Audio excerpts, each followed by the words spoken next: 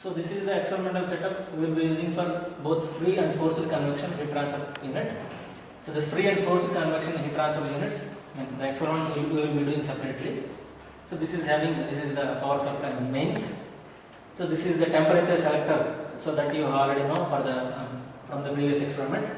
So T1, T2, T3, T4, T5. So depending upon the arrow mark, we will be recording the temperature. So this is the voltmeter, this is the ammeter, and this is the unit to display the temperatures. So this is the dimmerstat heater controller, and here whatever here it is just something like our fan regulator.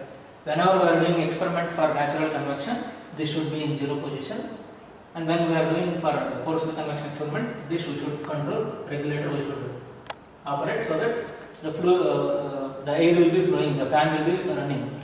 So here this is the main experimental setup we are having. So this is a closed enclosure. At the bottom of this enclosure it is open, on the top it is open.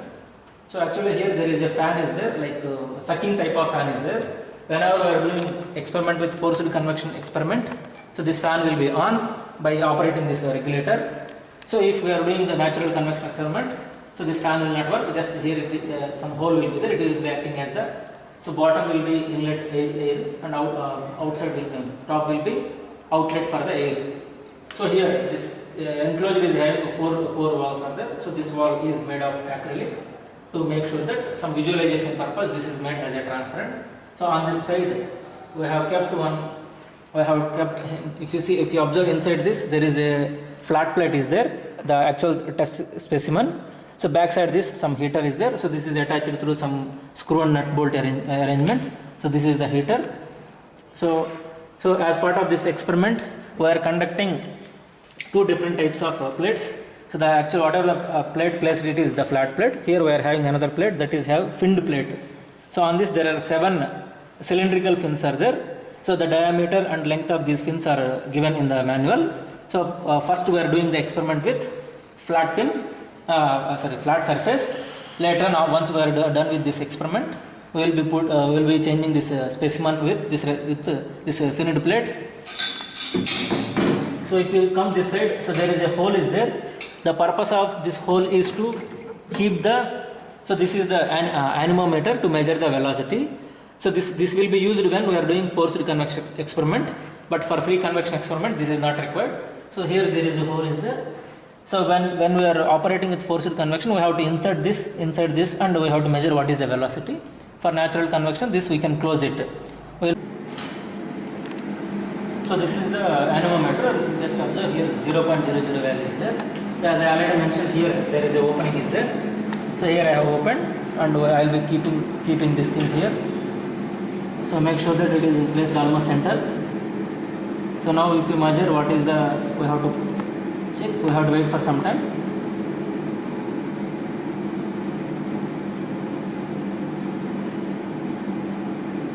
So when it is reached almost stable condition, it is varying between 5.7 to 5.9. So let me take 5.8 meter per second.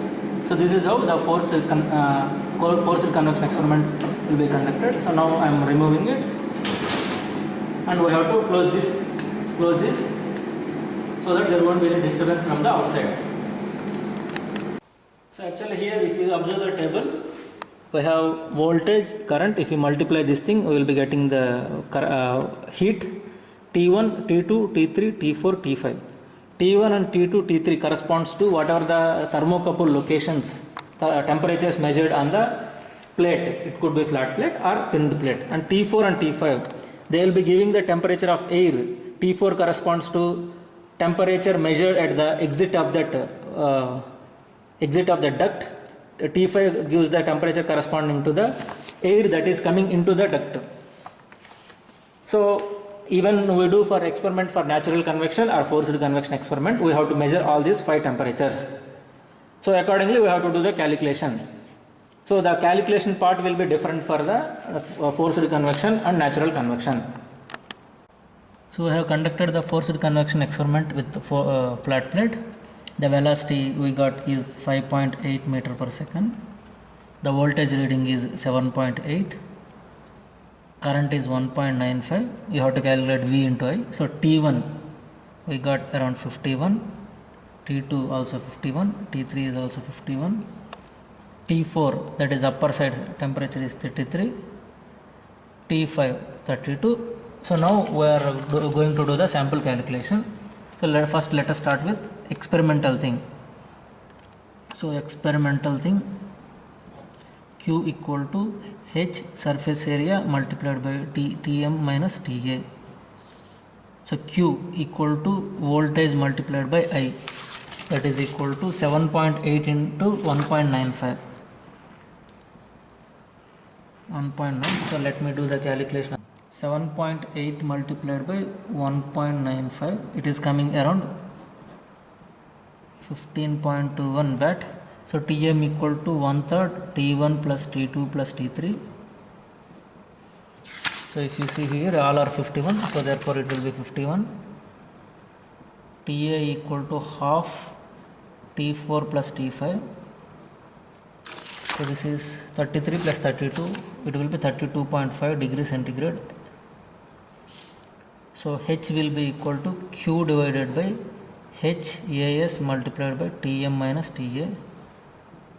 Q equal to 15.21 divided by surface area is 0.01 meter square multiplied by the same flat plate only. So 51 minus 32.5. So this will be coming around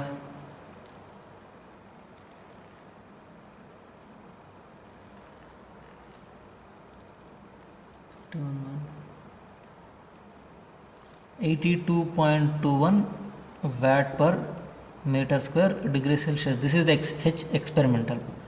So for doing theoretical thing, we have to use the proper correlation, Nusselt number. So Nusselt number equal to HL divided by K. From that H will be equal to Nusselt number multiplied by K divided by L. The characteristic length we have to take out. So Nusselt number correlations are given. This formula is given. First let us calculate what is the Reynolds number. Reynolds number equal to rho UL divided by nu. So U is the velocity. Just velocity I got is 5.8. Characteristic length for this flow is 0.1, that is the height of the plate, divided by nu. Nu is nothing but kinematic viscosity. Kinematic viscosity I should measure at the temperature of film temperature. Tf equal to half Tm plus Ta, that half Tm is 51, Ta 32.5, 51 plus 32.5, 32.5 divided by 2. This is coming around 41.75 degrees centigrade from the data book. So I should take the properties at 41.75 degrees centigrade.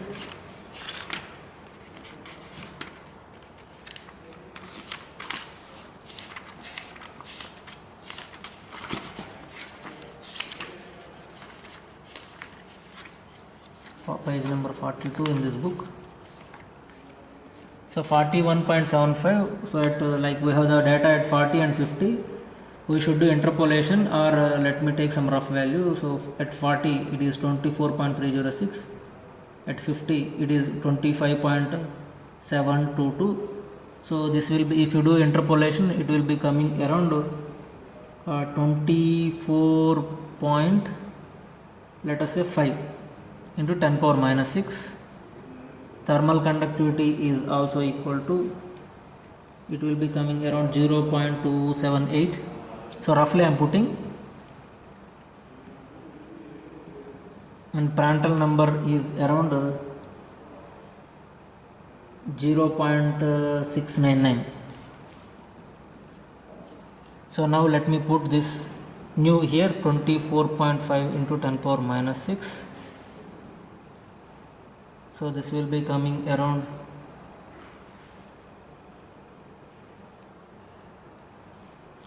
5.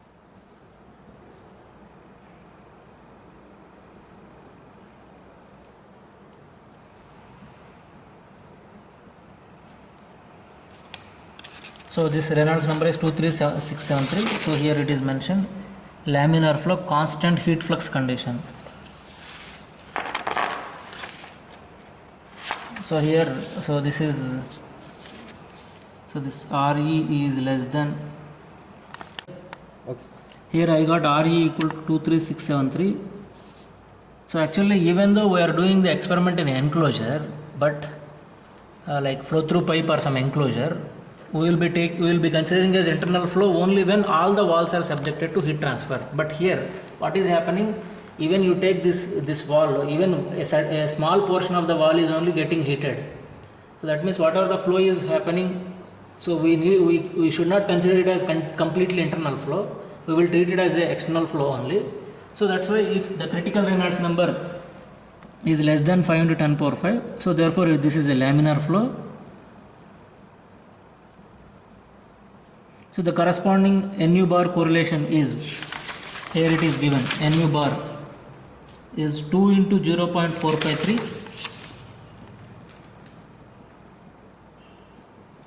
RE power 0.5 multiplied by Prandtl power 1/3. So let me put those values, 2 into 0.453, 23673 power 0.5, Prandtl number 0.699, 1/3.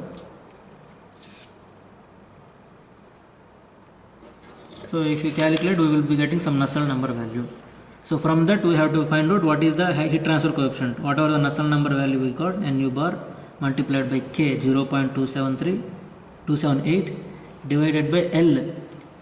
So L is nothing but the length of the, flat plate in the flow direction. The length of the flat plate in the flow direction is 0.1. So we will be getting heat transfer coefficient. So convective heat transfer coefficient experimentally, whatever the value we got earlier, that is 82.21. So from this calculation, whatever the value we get, we will report it here as a theoretical value. And so after conducting this experiment, we will change this flat plate and we will put that whatever the finned plate I have shown. So that plate we will be putting, and we will be conducting the same set of experiment. We will be measuring what is the velocity, voltage, current, 5 different temperatures, and we will report what is the experimental heat transfer coefficient. For this finned plate forced convection heat transfer experiment, we don't have any correlation, so therefore theoretical value we won't estimate. That's it. And after that, what you do, you report that value also here, and you can write some discussion based on your observations. Thank you.